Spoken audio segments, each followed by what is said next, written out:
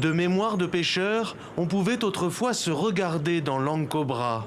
Mais aujourd'hui, grise et trouble, chargée en cyanure et en mercure, utilisée pour séparer l'or des sédiments, et ses rives ravagées par l'extraction artisanale sur place, la rivière ne renvoie plus que le triste reflet de l'orpaillage illégal qui mine Benjamin Yankee et son activité.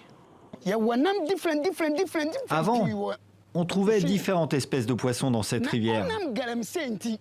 Mais à cause de l'orpaillage illégal qui sévit dans les communautés, l'eau est polluée.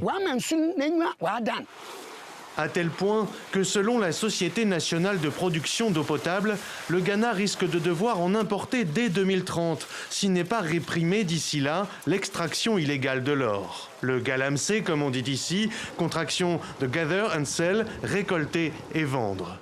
Le gouvernement en a fait une urgence nationale et multiplie les opérations devant les caméras, mais pour de nombreux observateurs, elles sont insuffisantes.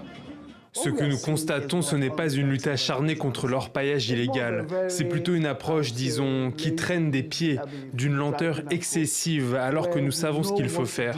Nous savons où se trouve le problème, mais nous ne faisons que le contourner. Alors, en attendant que le gouvernement ghanéen passe des discours aux actes, loin de la capitale, 450 km plus au nord, Jema et ses 15 000 habitants tentent de s'organiser face à cet orpaillage illégal qui pollue leurs cours d'eau et l'avenir de leurs enfants. Quand ils commenceront à gagner de l'argent en travaillant sur les sites d'orpaillage illégal, l'école ne les intéressera plus. Après, ils resteront à la maison et se drogueront, avec du tramadol par exemple, puisqu'ils auront les moyens d'en acheter. Voilà pourquoi nous sommes contre l'exploitation minière illégale. Une crainte qui, à mesure de voir se répandre le galamsey, s'est transformée en intransigeance. Ici, la loi confère aux chefs locaux le pouvoir d'établir et de faire appliquer le droit coutumier. Alors depuis 2015, Jema a interdit toute activité minière sur son territoire. Les habitants de Jema considèrent cela comme un héritage. Jema, pas de galamsey. C'est devenu notre slogan.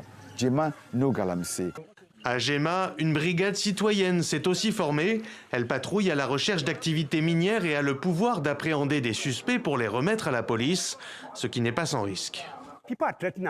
On reçoit des menaces de mort parce que les orpailleurs pensent qu'on les empêche de travailler. On les prive de leur principale source de revenus alors qu'ils nous considèrent comme des ennemis. C'est une menace sérieuse et permanente. Mais pour les habitants de Jema, le prix à payer pour retrouver des eaux propres et sans risque pour la santé est inestimable.